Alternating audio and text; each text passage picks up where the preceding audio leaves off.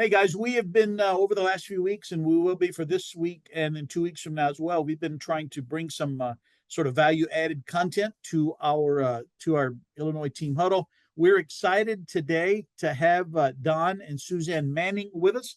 Don and Suzanne are the creators and the leaders of a cool, I wanted to say a cool ministry. It's even in the name, There you a go. ministry called Crazy Cool Families. And what they do is that they teach individuals in churches, pastors, leaders, how to bring up kids in a way so that those kids love the Lord all their lives. Guys, we all know that there would be nothing more devastating, and some have endured this, and you are enduring it, where kids are not serving the Lord. Don and Suzanne are going to give us some great principles on how we might change some of the culture of our families so our kids have as much of an opportunity to love Jesus as possible. Don, Suzanne, welcome to our Team Illinois Huddle.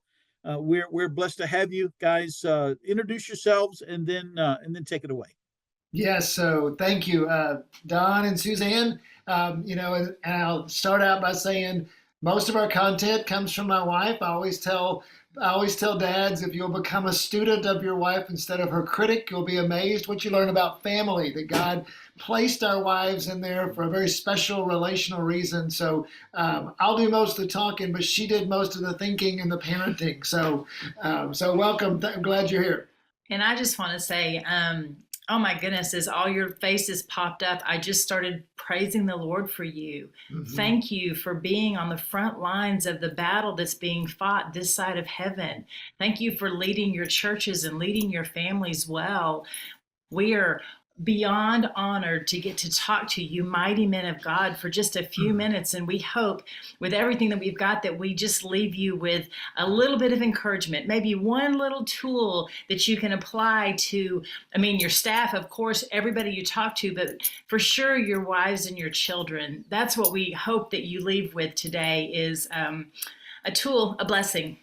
Yeah, I'm going to share my screen here. And so as we get started, I totally agree. We talk to parents, we talk to pastors all over the country, and just love your heart for serving your people. And that's what we try to do is to come alongside churches and say, you guys are doing a great job of discipling your parents. Let us come along and help them learn how to do family really, really well, because we want to increase the odds, like Pastor Roy was saying, we want to increase the odds of success. And what we found in raising our 7 kids, we have 7 that go from 35 to 18. We have a senior in high school. We're just almost done. And so after 30 something years of parenting, and we just found over time some things that we love to teach parents. But today we're going to briefly go over the scope of what we teach parents to give you an idea. But as we prayed for you guys, really what we wanted to come alongside and say, let's give you one thing that would help you and your family, one part of our teaching. So this is a sliver of our teaching, but we just prayed about, really want to encourage your heart. But first, let's go over just real quick, what we do from a let's see, why is that not working? Okay, there we go. Everything we teach at Crazy Cool Family comes from what we call our Crazy Cool Family house. When I was a young parent, we were starting reading and studying about family. And when you have 7 kids, I was really overwhelmed. I just said, but I kept reading everything and it was so confusing. And I just said, I wish somebody could write me a playbook. I wish somebody could write me a guide. I'm a dude. Just show me a direction, I'll go. And so over time, we just I started tried to talk. boss him around, but that didn't fly. Yeah, exactly. I just said I need a direction. And so what we try to do over time is, and really it comes down, what we found was the secret sauce to parenting through God's word is about connection, first to God and then to each other. That so often parents are so worried about what's going on the outside and how our kids are performing that we don't worry about what's going on the inside. And yet, if we create the inside well, the relationships and the culture, what we kept seeing in families is that and in our family in particular, when the inside was created well, the outside would take care of itself. It's not that we didn't focus on the outside, but it was a shift in emphasis. And Right. when we focused on connecting our kids to Jesus, to knowing who they were, to our marriage being unified, then what happened on the outside is they knew how to handle things on the outside, and they could actually handle things on the outside on their own. And when we launched them into college for our kids, then they were prepared to go on. They were Right. prepared for life. So that's the 2-minute version of everything Crazy Cool Family. And then, and what we do is we come alongside churches and we have a whole curriculum. We'll get to that at the end that we do. But really, we wanted to talk to you today about one thing in particular we felt like that every parent struggles with. And so probably it would be an encouragement to you guys as pastors. And so 5 words that we feel like, and this was one of those things that when in the first decade of my parenting, I didn't do well. And as I've learned, has had a very powerful impact in our home. So 5 words starting out with encourage extravagantly and correct carefully. 5 words that can really make a difference in how you connect with your kids.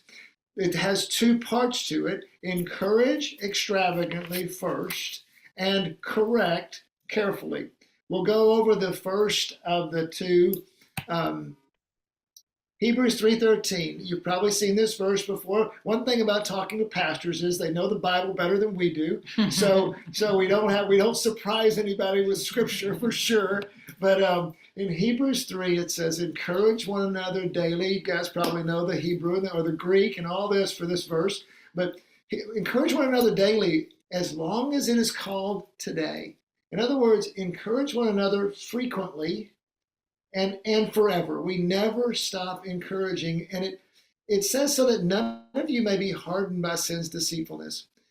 Suzanne, go into a little bit how you talk about the word encourage. Yeah, so I love the word encourage because it literally means, and you guys know this, we're not telling you anything you don't know, but hopefully it's a reminder and it's a little bit of a bringing it to the surface of your thoughts and your mind as you interact with your people. But I love the word encourage because it talks about putting courage into. And that's what we get to do with our words and our actions. We get to put courage into our children with what we say. And reality is the world that they live in, the teachers, the coaches, their friends, the social media, the movies, the books, the things that they're reading, they're not being encouraged. They're actually being torn down. They're being compared to, they're being talked down to, maybe even rudely from their friends. And so we as parents get the most incredible opportunity to be our children and our spouses' number one cheerleader, their biggest fan. We're the ones that get to say the things to build up their identity into who God has created them to be. And if we don't do that, then there's a deficit in that. You know, this morning, my senior son came to me and he said, and it broke my heart, but he said, Dad, he's a linebacker on the football team. And he said, Dad, I've lost my starting position as a linebacker this week. He said, the coach said I didn't make enough plays. And I don't know about you guys, but he's worked hard for that starting position. And so, you know, as a dad, at first I was just angry. And then I was like, you know, and I thought of all the things I could tell him he could do better, you know, and I thought of all the things, you know, how am I going to fix this and all the things. I'm going to call the coach. Yeah, exactly. And you know what? And instead, I just wrote him a text, and that text just said, "I'm proud of you. You know, I know that you've worked hard for this. I know you're disappointed, but you know you're a mighty man of God. Think about where God's speaking into this. You know, when we respond with encouragement and hope, our pastor says this. He says, whoever brings hope into the room is going to have the most influence in that room. And so encouragement helps us to bring hope into the room. It helps us to fulfill. And I don't know if you're like me, but I have trouble, and I'm better at it now after 30 years of parenting, but I struggle with that, and I've always struggled with it. But my goal is to bring more hope into the room, more encouragement, so that I build courage into our child so that they can go out and face the world better. So, you know, and here's a statement to think about. What if we tell our kids more about who they are and less about who they're not? If you can put that in your brain, that really helps me to say, I want to tell them they're a mighty man of God. Well, what if they're not? Well, let's call out what is. Let's call out what can be by calling out what we believe for them. And when we do more of that, they will respond better. Okay, so we just want to take, I want to take about not even a minute, and we want to do a little bit of an exercise, and I want you to think about some encouraging things that you could say to your children when you come home today, when the first time you see them. And these are just some of our ideas. This is one of our granddaughters and our daughter here, but these are a few of the things that you could say to them. But I'd love for you to jot down, maybe in your phone. Well, your phone's doing FaceTime, or the Zoom call, but maybe just jot it down on a piece of paper. 2 things or 3 things that you're going to say to your family when you get home today. And while you're doing that, I just want to remind you that a smile from us parents is what our children they desire that. They hunger for that. They constantly are looking for our approval. You can see it in their little eyes, and we can easily give our approval with a smile. And we've heard from parents before that they're like, I've started smiling to my kid, and my kid's like, Mom, what are you doing? Dad, why do you keep smiling at me? It's creepy. And so it might be a little bit odd in the beginning, but I just want to encourage you that a smile is powerful. And then as we wrap up, just it also says that, correct carefully. How do we correct carefully? We are called to correct. And just because we become encouraging doesn't mean we don't correct. But it just says we're supposed to do it with careful instruction, 2 Timothy says, with great patience and careful instruction. I don't know about you, but I struggle with that to maintain great patience and careful instruction. Well, just a few things that we want to point out, just some ways to be careful in correction. It's some things we found. One is we look for trends with your kids. Where are they trending, and correct the trend, not the instance. So often a kid's doing great and they screw up one time and we get all over them. When in reality, we should be looking at it. If, maybe they made great grades and all of a sudden they make a C. Well, okay, why? How can we help them with the C while still seeing the trend and being able to appreciate where they are? An obvious one: don't correct in anger. The last part of Ephesians says, "Do not let any unwholesome talk come out of your mouth, but only what is helpful for building others up according to their needs, that it may benefit those who listen." How many times in the list of sins that we see in the scriptures, anger in there, and yet we excuse it so often? But anger is super damaging in correction. And when we learn to correct without anger, doesn't mean we can't be firm, but it means that God tells us so often in scripture not to be angry. Right. Yeah. I mean, and you've seen it before. You've seen it in your kids and your spouse when you've responded in anger. And so a quick way to correct anger, if it does happen, is, will you please forgive me? Forgiveness is so powerful. Yeah, and then try to see the situation. I really wanted to get to this illustration because I think it's so powerful. Can you guys see me? Can you guys see us even though we're on the screen? So Can you see my hands here? So Suzanne does this illustration. I'm going to take it over for her. But it's like, here's the parent, here's the child, and here's the parent. And what we really want them to do is see God. And God is back here, but we're here. And so often we're doing this to the child. And so literally we keep that child from seeing God because all they can see is our anger and our lecture and everything we're doing. And what that child wants to do at that point is they want to go this way because all they want to do is get away from this because they have our disapproval. Here's what we tell our parents to do is, what if you do this? And what if you come alongside your child and help them together see God?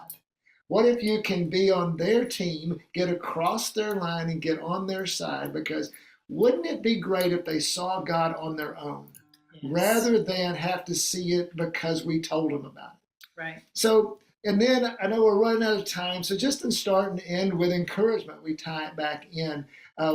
So overall, though, just to encourage, if you remember one thing today, you might remember the illustration, but remember this: if you will encourage extravagantly and correct carefully, over time, you will win the heart of your child. You will have a much better shot at winning the heart of your child. As far as what we do for churches, just to wrap up, is we come in and we help you with a curriculum. This is 2 6-session guides. What we love to do for pastors, we love to support the local church, and we'll just send you one of these for free. If you'll send us an email to don@crazycoolfamily.com, that's my personal email, and put your physical address in there, I'll be happy to send you a free copy of the guides. We will, talk to you about, whether we want to use this in your church or not. We love to expand, multiply through the pastors and the leaders to the church. And then but we for sure want it for your family. We want it to impact your family, because as healthy as your family is, you're on stage, you're on the platform, everybody's watching you. And so it's our responsibilities of leader in the church to have a healthy, thriving family that loves Jesus. And then other ways you can connect with us. We have a daily email on our website. You can go to crazycoolfamily.com. It's a 2-minute read. You encourage your parents to get into it. It's a way we can drip content. We have a podcast that has 260 episodes. We've been doing it for 6 years. And we have other things like our books that we have. We've written 7 different parenting books, as well as Instagram and Facebook. And I think I did that in 15. I think we did it in 15 minutes and 10 seconds, Roy. So there you go. We're tapping out. Come on, here we go. Thank you guys for I'll quit sharing the screen here if I can figure out how to do that, and then we'll let you have it. There you go. Hey guys, don't you think that a lot of times, because the stress of ministry, a lot of times pastors feel like, boy, I've already blown it. No need, I think a lot of times parents kind of feel that private condemnation at home, because acting on stress, and it almost feels uncorrectable, because sometimes those kids are feeling the same stress at ministry, but it's not. You can always begin to create that culture. Most definitely, you can change it with the interaction that you have with them today. The first time you see them, you can radically change. You can start changing your relationship. That's such a good word. Yeah, and it's amazing how they will respond, because God has hardwired it into them to want you to think they're amazing. And so when you start doing that, and God has hardwired them to want your approval and to want everything about you. So they will many times respond very well. That's awesome. That's awesome. Well, hey guys, thank you so much. I think you guys are going to be with us here in a couple of weeks again. And so we look forward to that.